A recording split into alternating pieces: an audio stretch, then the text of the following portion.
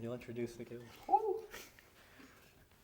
All right. So we want to introduce ourselves. My name is Caleb Jakes. I am, I don't even know what title to start with, but I am a speaker. I am an author. I am a full-time student here at the University of Rochester. And I'm here with two wonderful guests today. And they're going to introduce themselves. We'll start over here on the right. Yeah, so my name is Maxwell Reisman. I'm a Take 5 student here at University of Rochester. I started up my own Instagram page at Rise Up Reisman, advocating for mental health, promoting positivity, building inclusive communities. And I'm just excited to be here and talk with everyone. Yeah. Hi, everyone. My name is Jimmy Guan. I'm a sophomore here at the University of Rochester. I recently started my own self-discovery journey, and today marks day 100. And I started an Instagram page to kind of advocate for student mental health. How can we improve, become the best version of ourselves, learn more about emotional intelligence, and yeah. All right.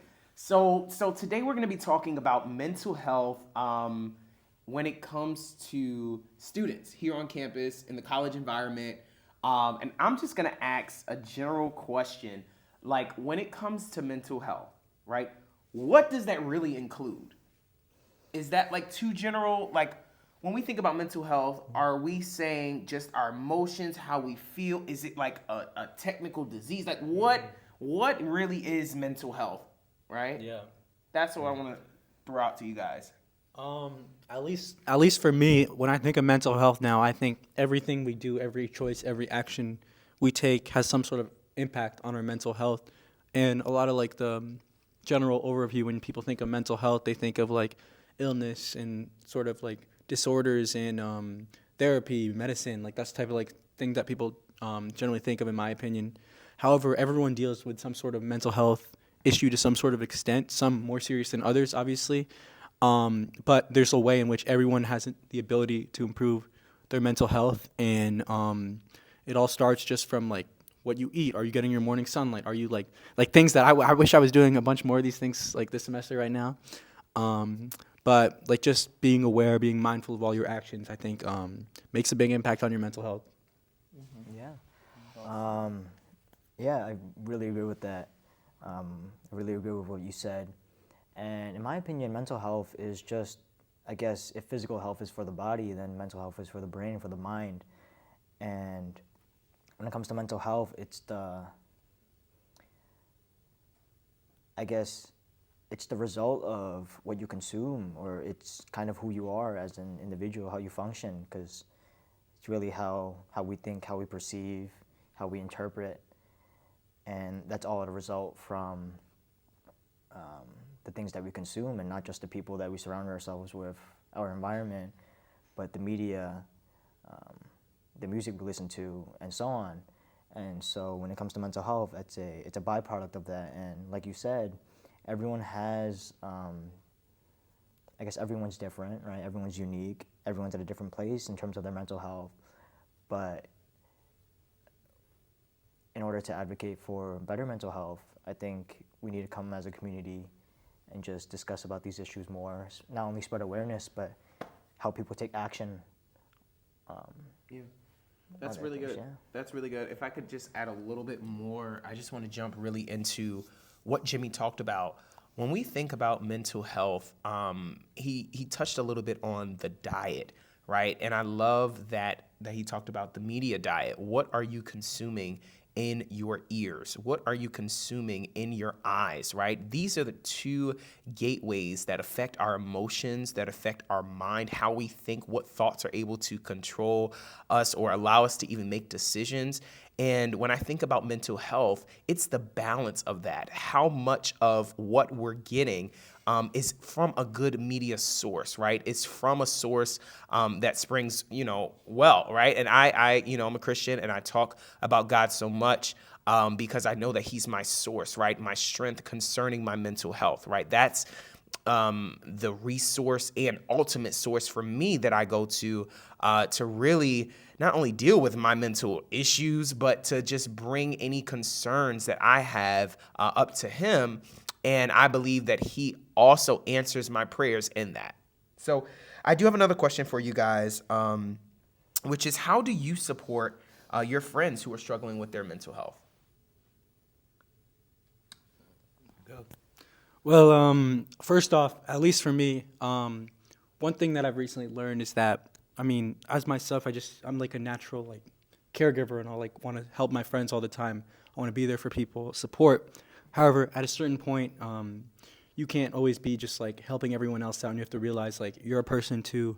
You have like intense experiences or whatever. Like you have to help yourself out too. So I think a large thing is making sure you're okay so that you can help other people out, because I've noticed like a couple times I've went too much and I've just broke down because of that. But when it comes to helping out your friends, I think a big thing is like when someone's like depressed or like really struggling, where like you have people asking them like, why are you depressed? Why do you feel this way? And for someone who's in that place, they're not going to want to be out there. They're not going to want to like bring themselves out to their friends if like people are going to be like, especially when you're at that vulnerable of a place and you're still getting like attacked. Everything's like you're very sensitive at that moment, right? So one thing that helps your friends out is just being there, just like hanging there. Don't ask any questions, don't say anything, just like literally just play video games or just like go on a walk or something, just being there, because community, friendship, it makes a huge difference in people's lives. And at least for myself, I've been at some like this couple like past year or so, there's been a bunch of events that I haven't been able to control outside of my control that have really broke me down a bit, right? And I've noticed just like the power of friendships and allowing me to just heal really quickly, that like you wouldn't expect it to be that fast because of friendships, right? So that's been like a big thing, and that's how I see like supporting mental health community is one of the biggest things. So yeah, I'll pass it to him. Anyone else have any thoughts? Yeah, very, very well said. I definitely agree. And the thing is, when it comes to friendship, when it comes to community, I feel like for my personal experience, and I know for a lot of others too, in a sense that you can only love others at the extent at which you love yourself. And so in a way that if you get to know yourself better, you get to know your boundaries, your strengths, your weaknesses. And by getting to know yourself, by getting to know your environment, you also kind of know that you have a lot of control over certain things, right? And throughout our lifetime experiences, we have many things that are beyond our control. But the things that are beyond our control are often going to flood our mind, right? But in a sense that there are a lot of things within our control, right? When it comes to supporting friends, really my philosophy is I always wanted to be that one person that everyone needs, but they never had access to, they never had, right? So just being there to listen, being there, like just listening can make such a huge difference, right? Having manners and just saying thank you, holding the door for someone, it can make someone's day insanely. So not just within friends, but within your community. And I love to go by the words of Mahatma Gandhi, right? If I want to see some sort of change, be the change you wish to see in the world. So taking that first step and then inspiring others, right, is kind of being the light within the darkness would also light others up. Right. Yeah, I'll say a little to that.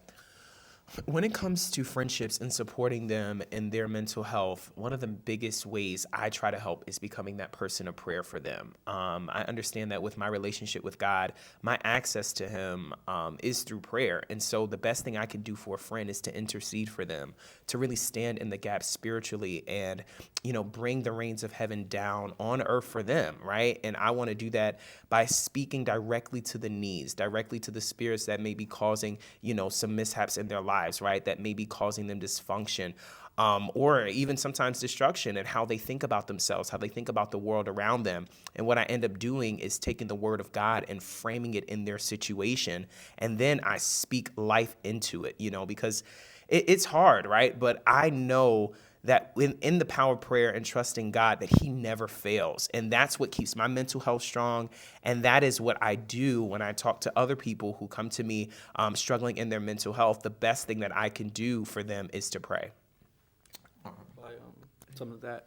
Yeah, and then so for those like who might be listening who aren't like too religious or necessarily have a big relationship with God, or whether they believe a God exists or anything, a lot of like what Caleb was talking about, in my opinion, relates to like even like someone who necessarily isn't religious, and like some like just like faith itself is just something that's so powerful, I think, regardless of any sort of religion in the community aspect. So just like, regardless of what your religious like identity is, I think there's just a lot of power in just like being faithful in, regardless of believing like a universal spirit per se. Yeah, just want to add something. I'm gonna ask one more question. How do you balance out academics, extracurriculars, and how do you kind of address that and not being burnt out? If you want, I can kind of jump into that really quickly. I think one of the number one ways I try to find balance is recognizing when my peace is disturbed. I know for me that peace, I want to stay in, a lot, right? I know that when something is coming from my peace, that it has to be addressed. So for me, if I know that academics are causing me a lot of trouble, right? Or if I know that my work is causing me, to feel super tired, I'm not only going to take a break from it, but I'm going to reevaluate so that I don't get up to that point again. How can I better manage my time? How can I better manage my resources around me so I don't get to that point where I feel like giving up or I feel so burnt out? I want to make sure that I'm taking intervals of rest, and making sure that, look, all this don't got to get done today, right? Like, there are some things that I want to be productive in, right? I don't want to be slothful, but there is a time where I need to say, okay, I need to rest. I need to put some things on the side. This teacher can wait, right? This, assignment can hold up a little bit, right? There are some things that, of course, we have control over, but I think it's important that we start to exercise that and not feel so burdened by those responsibilities just because of a date, But that's just me. Yeah, sure. I mean, so the question was, Yeah, like how do you balance out, the academics, extracurricular, your clubs, okay, and stay sane without burning out? I guess since I entered the university, I was very focused on academics. I was a very academic person. I put everything I had into academics, and I got burnt out after my first semester here. And in a sense that I found out that that doesn't have to happen, right? Not necessarily when it comes to procrastinating or time management, but more of finding an effective learning system, right? And so now I've been following this guy named Jun, and he really emphasizes on finding your own learning system, the way that you learn best. And he graduated with a bachelor's and master's in biomedical engineering with a concentration in neuroscience. So he has these neuroscience and psychological backed strategies like priming, blurting method, Feynman's technique, and these strategies allow you to kind of, instead of studying for longer period of times and not getting much out of it, you can study shorter periods of time. And so you don't have to sacrifice. A lot of people say that you have to sacrifice extracurriculars, sacrifice having fun in order to really become academically successful. But in a sense that, in terms of finding that balance, in a sense that when I was in high school, there was this saying of work hard, play hard. If you're playing hard, you're kind of finding a way to kind of enjoy life, but you also have to prioritize finding different ways to become successful in academics, right? How to become a better learner. And maybe it's a lot about perspective, changing mindset from a fixed one to a growth one. And yeah, just finding more efficient and effective methods. Yeah, adding on to that, one thing that like has changed me recently in regards to like this idea of a growth mindset. I've always been like very critical and intense on myself, I'd say. Like outgoing wise, I'm very silly, very fun guy. Like you wouldn't expect me to be thoughtful or like intense, kind of just the way I perceive myself. But that's kind of more of like a thing, like my body needs to let something out, like, right? I'm like very intense all the time. I need to be like silly, right, to compensate for that. But when it comes to the growth mindset, what it does, at least for me, in like regards to my content creation journey thus far, is it makes you see opportunity everywhere. And instead of this fear-based response that you might have in the that I had in the past, right now it's opportunity. And when you change fear with opportunity, that changes your life, in my opinion.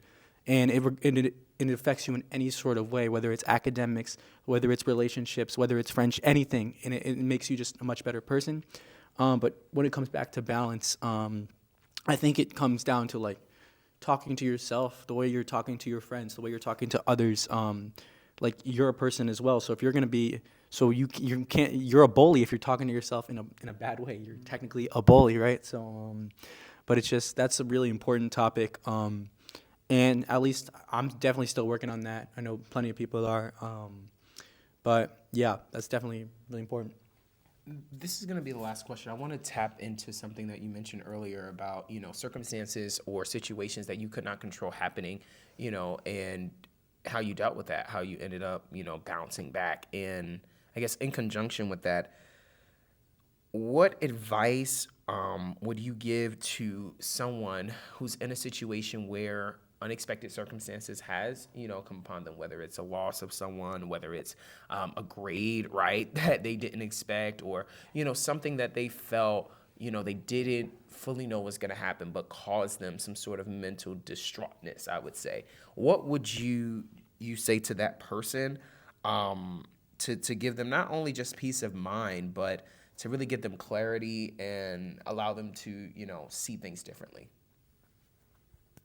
Yeah, so I mean, first off, like, you can't escape like your feelings. That's just one thing. Like, you're gonna have to, like, they're gonna come back to you regardless of like if you distract yourself all the time or whatever. So like, distraction's great, but you have to give yourself time to just process and accept everything, and just let it be for the most part. And when it comes to just like anyone in any sort of situation, like, the pain is there, right? So it's like you can't just get rid of the pain right away. It's something that you have to experience for a bit. But a way to see it is just like, this pain is going to make you a better person in the long run, make you tougher, make you stronger. And one thing that I've been thinking about recently is like, you ask for strength, right? So you have to get pain. You ask for love, so you have to get heartbreak. That's just something that just is part of the journey, and you need to just accept it. And if you're in pain, you can still get a reward when you're in pain. So you may as well not just like sit still and just self-pity, but rather just, like, you need to give yourself time, obviously, and be kind to yourself, but keep going and go for those goals. Keep dreaming big, because you think about your future. This is just one small period in your life, and you think about your future self. And if they look back on this, they're like, why did I like stop? Why did I, just because I was like upset, in pain? And like I said, like, you have to give yourself time to process, but you have to also be kind to yourself and think about your future self as well. So it's just important topics to consider. Yeah, I guess this also kind of branches off into what I want to focus on, which is self-discovery, in the sense that if you want to get past this moment and overcome this setback or failure, you have to get to know yourself better, right? You kind of have to take some time to heal. And when I say heal, I mean, like, you have to reflect, you have to ask yourself all these questions, right? And find the answer to them, right? Don't only ask the why it happened, right? Don't fixate on the why, or like, why did this happen? Why did that happen? Why did this happen to me, right? But in a sense that it's already happened, find out how. How can you move on from it? Find like-minded people, find your community, seek the advice that you need, seek the help that you need, and just reach out. It's going to be scary. It's going to be a fear, and the unexpected. Life is unexpected. It's full of the unexpected. There's many circumstances that are beyond your control, but in a sense that you kind of just have to